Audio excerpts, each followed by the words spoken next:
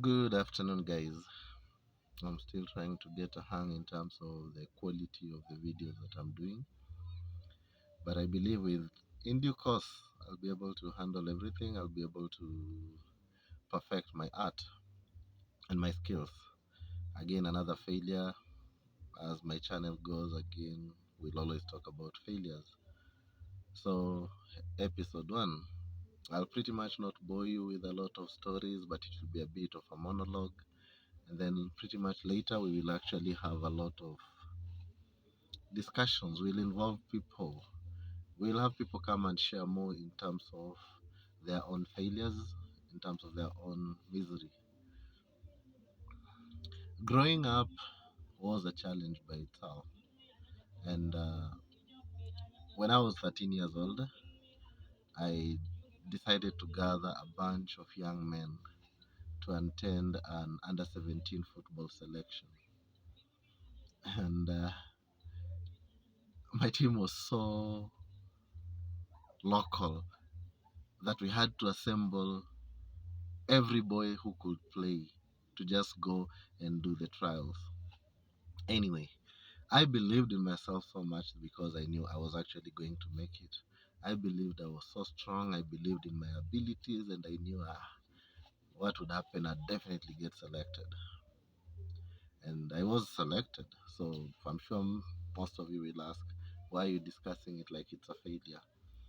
The reason it's a failure is not because of me being selected, but it is now what happened after being selected. So we reported to camp. We were 35 people that were selected, young boys and girls, and the training was to actually continue for a period of 2 weeks. Then, after those 2 weeks, we were supposed to now go for the main tournament, which was actually being held in another town. So I was in Eldoret, and the tournament was actually supposed to take place in Thika. So when we joined camp, the first hurdle came. You must have a birth certificate. I had mine, so I duly produced it and I gave it out. And keep this in mind, folks. My parents didn't know anything about what I was doing. Credit to her, my mother never believed I could play football.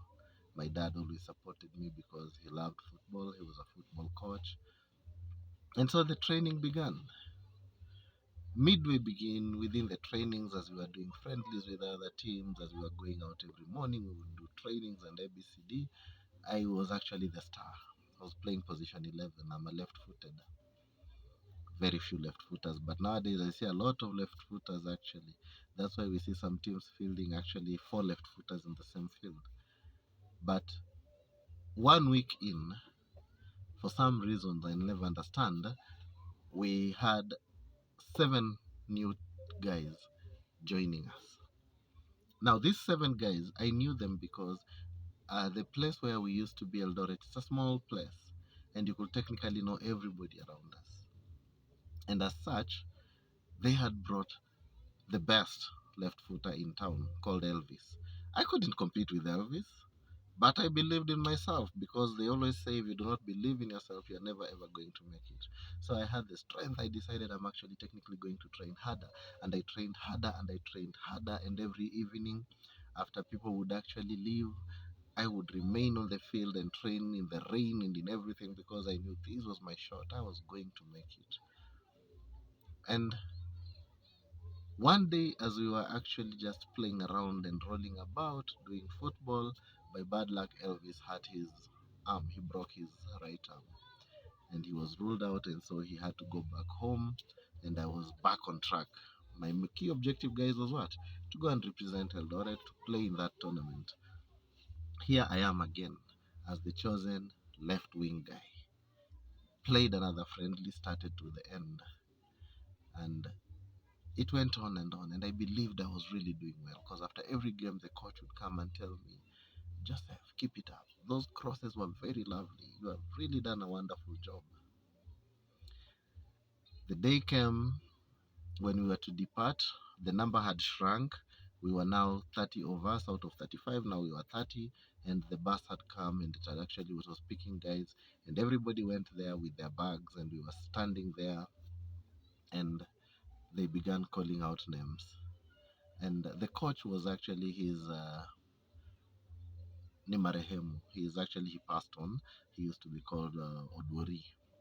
So Odwori started by saying a very interesting concept, and that's why even I started this channel, because the concept which he brought is ideally what I'm doing.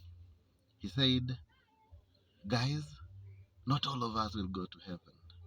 Some of us will go, na wengine tutakuwa tu hapa duniani tunaondiana barabara. And he started, ukijua umeachwa, si we ni mbaya. You just know we left you because we couldn't carry everybody.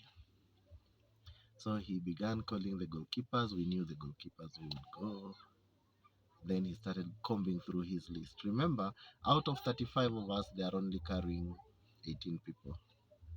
So they read, they read, they read, then they reached to forwards, then they read, then they read, and then they reached number 17.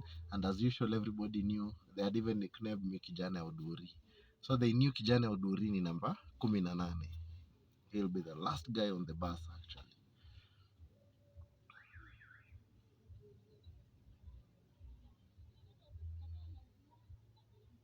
I wasn't. The name that was called wasn't even amongst those of us who were training. The name of the guy who was selected, I didn't even know him. And to date, I went on and had a very successful career eventually in football, but I've never recovered from the shame of carrying my bag back home. I've never recovered from me realizing that not only am I not good enough for the team, but I couldn't hack it. And I know why people are wondering, why are you telling us a story about yourself? We are talking of failures. Fine, it was one failure. What does it have to do with some of us? I've seen a lot of young people. I mentor so many young guys who are trying their luck in football. And I've seen the dedication they're all putting in. I've seen the good side of football. I've also seen the negative side of football. And I'm sharing this because we rarely speak of the failures.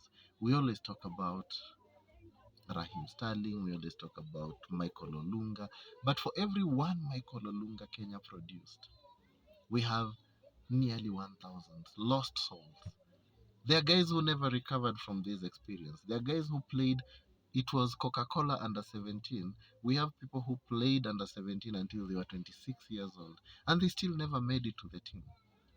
I think, guys, the lesson today, let's learn when to give up. Let's learn when to say, I've done my best. Because more often than not, we do not accept that our best was not just good enough, or circumstances could not allow us to do. I see guys playing football every day. I see people coming for interviews. You go for an interview, interview 1 you miss, interview 2 you miss, interview 3 you miss, interview 4 you miss.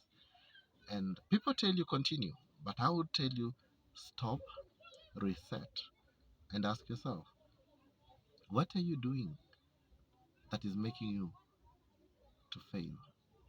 Academically, your child is actually failing. Every day your child is bringing home an E. Every day an E. And every day you, because you have the money, you are employing the best coaches in the world. You are employing the best tutors. You are bringing